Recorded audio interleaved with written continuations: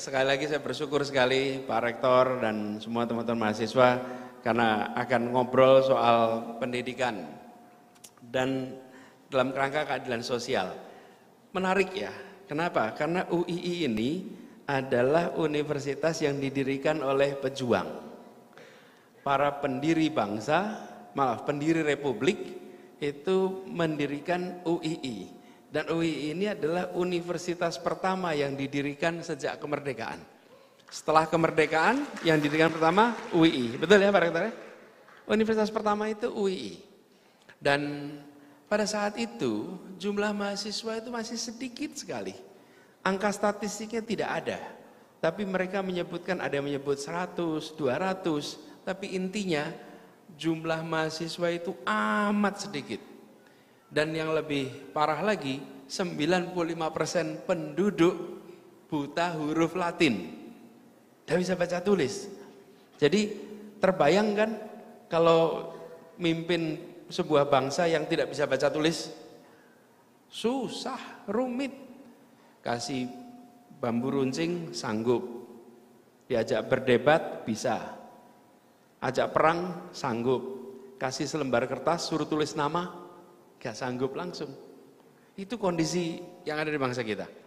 Nah, 80 tahun kemudian di kampus yang didirikan ini, saya dapat tugas bicara tentang pendidikan, tapi bukan pendidikan aja, tapi pendidikan dalam kerangka keadilan sosial. Artinya apa? UII tidak berubah. UII terus mau bicara tentang keadilan pendidikan untuk semua. Nah, jadi kita sering mendengar dan sering dikatakan bahwa kemerdekaan itu punya janji.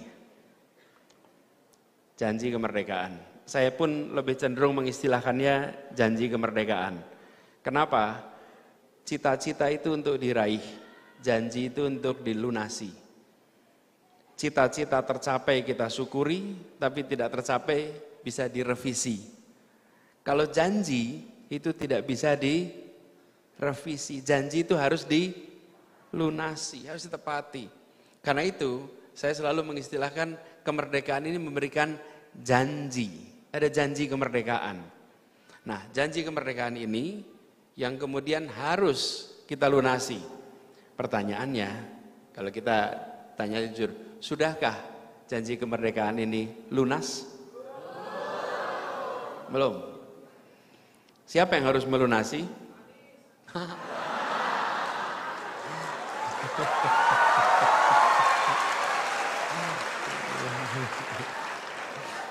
Iya. Ini Mas, saya beri cash langsung Mas. Ini Mas. Aduh. Iya. Ini hanya ditemukan di Jogja yang begini ini. Jadi kalau kita lihat ke kanan kiri kita banyak yang belum terlunasi. Banyak anak-anak kita yang tidak punya kesempatan untuk belajar. Jadi pendidikan sama keadilan. Ini yang mau kita bahas ini. Bahkan bukan hanya di pedesaan.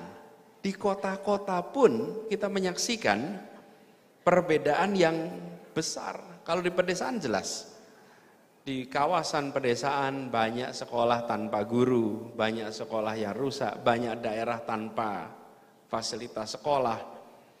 Bahkan ada yang harus melewati jembatan yang berisiko, harus melewati menggunakan kapal untuk lintas pulau. Dan di kota besar kita menemukan ketimpangan juga seperti kota-kota besar macam Jakarta. Ada sekolah internasional dengan fasilitas luar biasa, tapi ada juga sekolah dengan guru yang masih kurang. Jadi kita menyadari bahwa pendidikan itu bukan soal kurikulum saja, bukan soal nilai kelulusan, tapi pendidikan itu adalah tentang akses, soal kesempatan, soal keadilan. Jadi jika kita ingin membangun negeri yang adil, maka kita tidak hanya bicara tentang politik, tidak hanya bicara soal hukum, tidak hanya bicara soal ekonomi, tapi dari itu semua walaupun amat penting, Tapi tanpa pendidikan berkualitas yang merata, maka keadilan sosial hanya akan menjadi mimpi terus. Keadilan sosial akan menjadi kenyataan jika pendidikan berkualitas dan merata dirasakan oleh setiap keluarga, setiap anak-anak di seluruh Indonesia. Karena itulah penting sekali bagi kita semua untuk memberikan fokus pada hal ini. Dan sekarang di era demokrasi, bagaimana kita berharap pada demokrasi yang sehat jika rakyatnya tidak mendapatkan pendidikan yang cukup untuk paham soal hak, paham soal kewajiban. Bagaimana mungkin kita ingin membangun ekonomi yang kuat jika sebagian besar anak muda tidak punya bekal untuk bersaing dengan kompetensi, dengan keterampilan yang memadai. Itu sebabnya kenapa pendidikan ini harus jadi prioritas dan prioritas utama di dalam perjuangan kita menuju keadilan sosial. Dia bukan hanya sebagai alat mobilitas sosial, tapi juga sebagai pondasi untuk masyarakat yang berdaya. Dan teman-teman lihat tetangga-tetangga kita. Yang paling awal namanya Jepang. Kemudian Korea Selatan, kemudian Singapura, kemudian Cina. Semua melakukan perubahan untuk meraih kemajuan dan keadilan melalui jalur pendidikan berkualitas yang merata. Itu mereka kerjakan. Nah, ini sebabnya bagi kita di Indonesia ini harus jadi perhatian serius. Ada sayangnya kita seringkali ingin mengerjakan sesuatu yang hasilnya dirasakan langsung. Sementara pendidikan itu tidak bisa dirasakan langsung. Pendidikan itu, coba bayangkan, nih coba teman-teman ingat-ingat aja, teman satu kelas SD, SMP, SMA sampai kuliah, ada yang tidak sekolah, putus SMA, sampai usia 30 dijajarkan foto bareng. Ada bedanya enggak? Enggak ada bedanya. Yang udah sekolah apa tidak? Bedanya pada mana? Bedanya pada kesempatan kerja, bedanya pada karya, bedanya sesuatu yang tidak mudah untuk ditunjukkan secara visibility, secara ketertampakan. Dan itu yang menyebabkan kenapa seringkali pendidikan ini tidak menjadi fokus dalam urusan politik kita. Bikin infrastruktur kelihatan tahun depan. Bikin jembatan selesai tahun depan. Bikin KN lama. Ini yang komentar-komentar duduknya depan sini aja Mas. Biar gampang gitu Mas. Ya. Kalau IKN lebih lama. Jadi nggak ya? Gitu. Itu.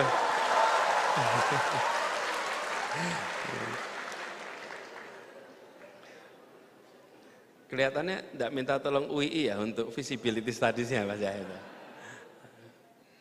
Nah, jadi pendidikan ini panjang tapi dampaknya dahsyat, dan pendidikan ini bagi pribadi-pribadi itu eskalator sosial ekonomi.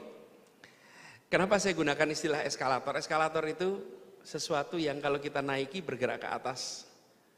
Tangga berjalan ya. Tangga berjalan itu beda dengan tangga. Kalau tangga kita harus naik sendiri. Kalau tangga berjalan, kita naik, diam saja pun terbawa ke atas. Nah, pendidikan itu seperti itu. Pendidikan itu kita masuk UII aja. Nih, sampai nanti lulus, terbuka itu kesempatan-kesempatan yang tidak terbuka kalau hanya lulusan SMA. Yang tidak terbuka kalau Anda putus sekolah. Dan kita punya contoh begitu banyak tentang pendidikan sebagai eskalator sosial ekonomi. Saya tinggal di Jalan Kaliurang, KM 5. Rumah saya di situ Karangwuni namanya. Kalau musim lebaran dulu, itu murid-muridnya almarhum ayah, itu habis lebaran itu pada datang. Dan datang bawa anak, bawa suami, bawa istri. Dan datang itu dengan menceritakan Pak, sekarang saya sudah begini, saya sudah begini, saya sudah begini. Dan karena Jogja itu adalah tempat mereka pernah kuliah, maka walaupun tugasnya ke Medan, tugasnya ke Pekanbaru, sering ajak keluarganya liburan ke Jogja. Dan kalau liburan ke Jogja, mampir ke rumah dosennya, mampir ke rumah ayah saya. Dan pada saat itu mereka menceritakan, saya melihat dari dekat nih, yang dulu datang nggak naik apa-apa, jalan kaki, kadang-kadang hidup juga pakai pinjam-pinjam kanan kiri. Sekian tahun kemudian sudah menjadi seseorang. Sudah menjadi seseorang. Dan saya menyaksikan dari dekat tuh eskalator Jogja sebagai eskalator sosial ekonomi itu terasa sekali. Tahun 70-an, 80-an, bukan anak siapa-siapa dikirim masuk ke sini, kuliah di sini. 10 tahun kemudian, 15 tahun kemudian jadi seseorang. Jadi seseorang. Saya ingat ada satu orang Pak namanya Marwan Batubara. Mungkin masih sudah pensiun dia terakhir itu menjadi sekda. Itu salah satu mahasiswa yang sering datang ke rumah Pak Marwan Batubara. Dulunya Pak tidak punya apa-apa. Kemudian apa yang terjadi? Tumbuh besar, bukan dari keluarga siapa-siapa. Ini adalah eskalator luar biasa. Jadi kita ingin eskalator ini hidup terus supaya pendidikan bermutu tidak hanya hak segelintir orang, tapi pendidikan bermutu menjadi hak setiap anak bangsa. Nah, pertanyaannya sekarang, eskalator ini jumlahnya makin banyak atau tidak? Tapi ngomong-ngomong soal tadi mahasiswa yang kembali ke Jogja, kemudian berkunjung ke dosennya, itu kalau mahasiswanya beneran mahasiswa. Karena dia kalau beneran mahasiswa itu pasti ingat tempat kosnya, pasti ingat nama dosennya, dan pasti selalu ingin kembali ke tempat dulu kuliah. Adik-adik belum merasakan karena belum lulus. Nanti kalau sudah lulus, masa kuliah itu saya sering bilang masa yang enak diceritakan, tapi berat dijalani. Nanti kalau udah lulus baru diceritakan. Nah, hari ini kenyataannya kesenjangan luar biasa. Seorang anak lahir di pulau kecil dan seorang anak lahir di kota besar, kesempatan untuk mendapatkan masa depan beda sekali. Beda sekali. Jadi siapa dilahirkan di mana menentukan berapa besar akses untuk pendidikan berkualitas. Dan PR ini karena menahun tidak diselesaikan, seakan sudah dianggap sebagai masalah biasa. Bahkan sudah dianggap sebagai kenyataan, tidak dianggap sebagai masalah. Sementara kita harus mengubah ini sebagai masalah. Karena kalau pendidikan tidak tersedia di semua tempat, maka pendidikan tidak menjadi eskalator. Kalau pendidikan tidak menjadi eskalator, maka cita-cita keadilan sosial itu tidak akan pernah bisa terpenuhi. Jadi teman-teman sekalian, jika pendidikan mau jadi fokus, maka kita semua harus serius mendorong ini. Mudah-mudahan pemerintahan sekarang memberikan perhatian serius soal pendidikan. Karena kita ingin pendidikan itu merata, terutama di mana? Ini teman-teman, putusnya di mana? Putusnya di menengah. SMP, SMA, di situ letak. Kayak piramid kita ini. Yang bawah SD di mana-mana ada, SMP mulai lebih sedikit, SMA lebih sedikit, kuliah lebih sedikit. Masuk SD itu kira-kira 5,6 juta. Lulus SMA kira-kira 3,7 sampai 3,8 juta. Jadi ada sekitar 1,8 juta anak hilang per angkatan per tahun. Kalikan 10 tahun 19 juta. Bonus demografi kita hilang. Dan 19 juta ini yang berada di sektor informal.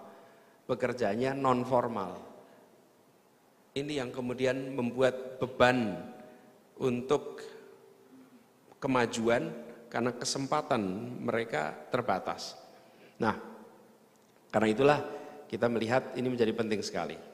Lalu teman-teman sekalian, kita juga berada di sebuah situasi demokratis. Bahwa pendidikan sering saya katakan bukan sekedar persiapan kerja.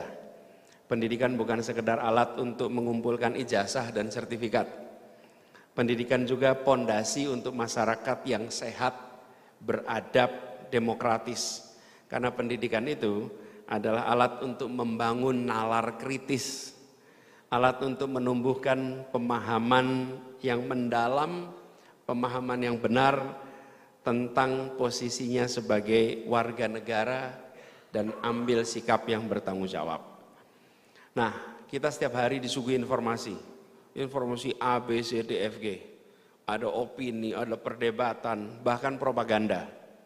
Tapi juga kita tahu ada informasi yang benar, ada informasi yang tidak benar. Nah, pendidikan memiliki peran untuk menumbuhkan kemampuan berpikir kritis, kemampuan untuk berpikir, memilah, memilih, mengambil keputusan dengan menggunakan pengetahuan, dengan menggunakan metode ilmiah dan bukan sekedar ikut arus. Nah, pendidikan ini artinya bukan hanya di dalam ruang kelas, tapi juga pendidikan di kehidupan sekitar kita. Dan saya salut karena UII selalu memberikan kesempatan bagi mahasiswanya untuk aktif bukan hanya dalam kelas tapi di luar kelas. Karena itulah yang nanti akan menumbuhkan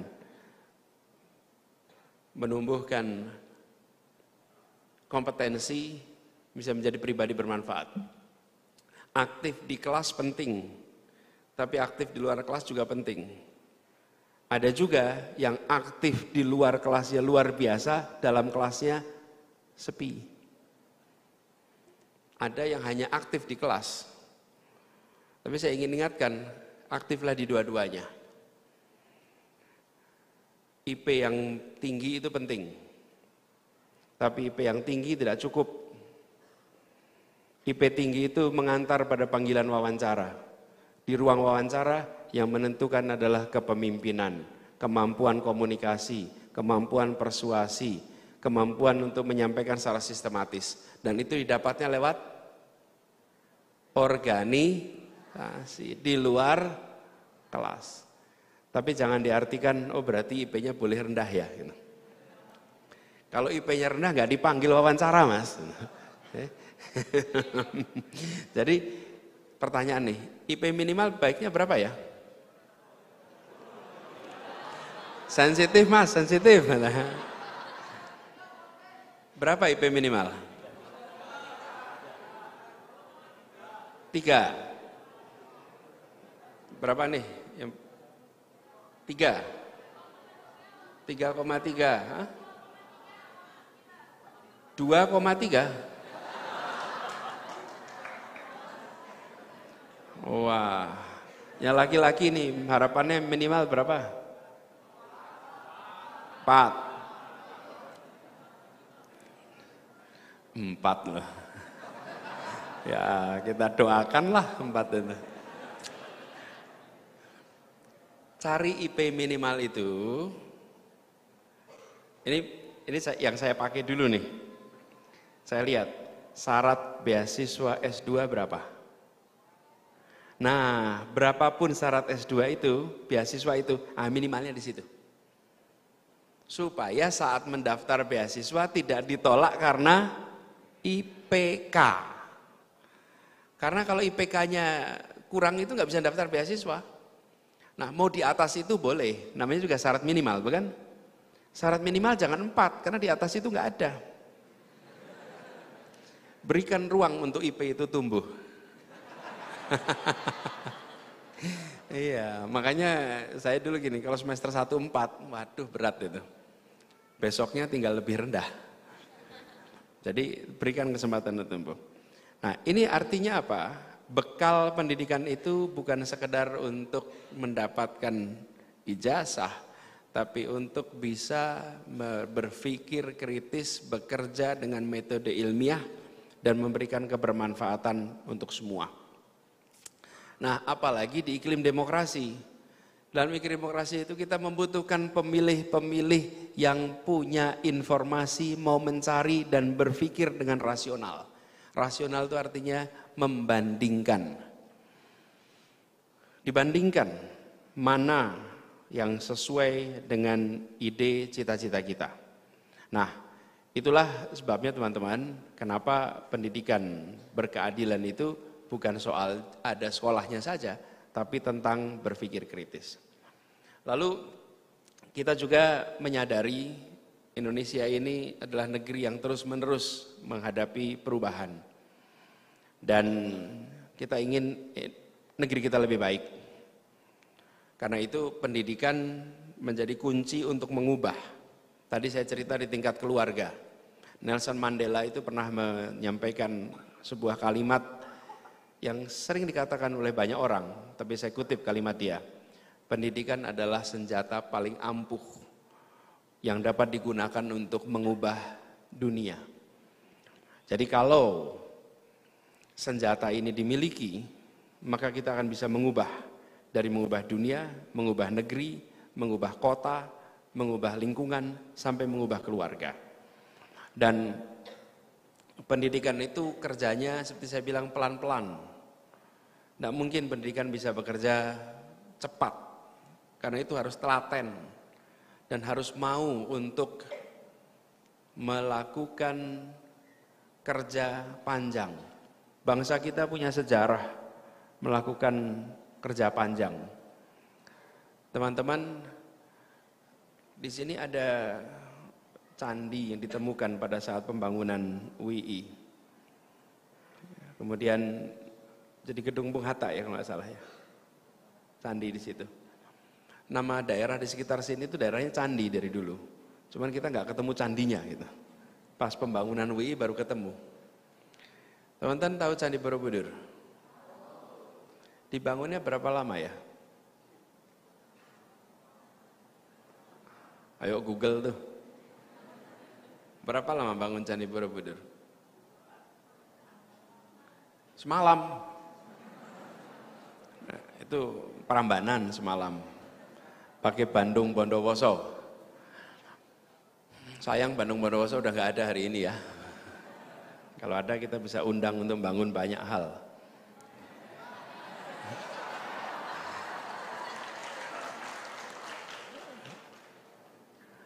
Berapa tahun? 100 berapa? 130-an tahun. 130-an tahun mengerjakan pembangunan sebuah bangunan. Tembok Cina, tembok besar Cina, berapa tahun dibangun? Lebih dari 300 tahun. Teman-teman, apa artinya?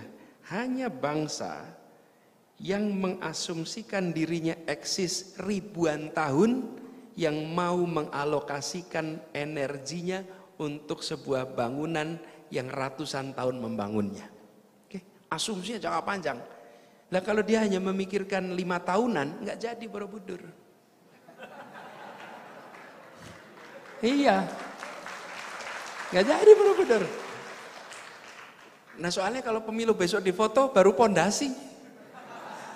Baru pondasi itu. Terus mau jelaskannya gimana baru pondasi kok gitu. 5 tahunan. Lah 130 tahun lebih. Yang sana 300 tahun lebih. Ini contoh. Bukan hanya Cina. Bangsa kita nih di Jawa sini punya bukti sanggup bekerja jangka panjang. Sudah saatnya hari ini menempatkan pendidikan sebagai kerja kolosal jangka panjang untuk bangsa Indonesia. Nah, dan itu artinya komitmennya jangka panjang. Komitmen siapa? Bukan hanya komitmen pemerintah pusat, tapi yang paling krusial itu malah justru komitmen pemerintah daerah. Karena SD diurus Pemda, kabupaten kota, SMP diurus kabupaten kota, SMA diurus provinsi. Itu yang paling sekarang ini punya tantangan besar. Disitulah tantangan kita miliki. Nah, teman-teman sekalian, saya menyaksikan dari dekat. Kalau soal pendidikan seringkali kita gonta-ganti. Pembagian portofolio berdasarkan latar belakang organisasi. Padahal yang dibutuhkan adalah komitmen serius untuk menjaga agar kebijakan itu tuntas sampai di ujung. Jadi teman-teman sekalian, ini PR terbesar kita. Nah, kalau ini kita bisa fokuskan, rasanya Indonesia akan berubah. Dan nanti ketika kita bicara tentang mahasiswa, kita akan menyaksikan mahasiswa dari seluruh wilayah Indonesia. Menyaksikan mereka yang bekerja profesional di dunia profesional, kita akan menyaksikan latar belakang yang bervariasi. Jadi ini yang dibutuhkan oleh Indonesia hari ini. Dan ini pula yang menjadi agenda. Nah, kita punya harapan agar pandangan terhadap pendidikan berubah. Ini dipandang sebagai proyek jangka panjang, ini dipandang sebagai proyek menjangkau semua dan tidak dihakimi dengan ukuran-ukuran jangka pendek supaya jangka panjang bisa tercapai. Dan rakyat juga harus begitu. Rakyat juga harus menyadari bahwa ini bukan persoalan yang mudah diselesaikan dalam jangka pendek. Teman-teman sekalian yang saya hormati, izinkan saya mengakhiri dengan mengharapkan kepada kita yang sudah dapat kesempatan pendidikan. Teman-teman sudah punya kesempatan pendidikan. Jadi mahasiswa, jadi akademisi, maka manfaatkan kesempatan ini. Jangan hanya menyiapkan diri untuk masa depan. Bersiap untuk masa depan itu penting. Tapi yang tidak kalah penting adalah Anda merespon atas kondisi yang ada di masyarakat sekitar Anda hari ini. Karena itulah kekuatannya anak muda. Dia menyiapkan masa depan, tapi juga dia menjadi bagian dari masyarakat kekinian. Bukan hanya memikirkan dirinya, tapi juga memikirkan masyarakat di sekitarnya. Peduli, responsif, dan ikut menjaga kehidupan bernegara. Kenapa? Karena dengan begitu optimismenya bisa dirawat, teman-teman. Dengan teman-teman terlibat, mahasiswa artikulatif, maka mahasiswa akan tahu kenyataan yang ada di sekitar kita.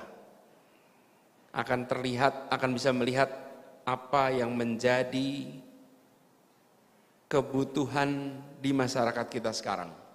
Kalau kita menutup diri, hanya kampus, hanya belajar di ruang kelas, maka kita tidak punya peluang untuk lihat kondisi yang ada sekitar kita.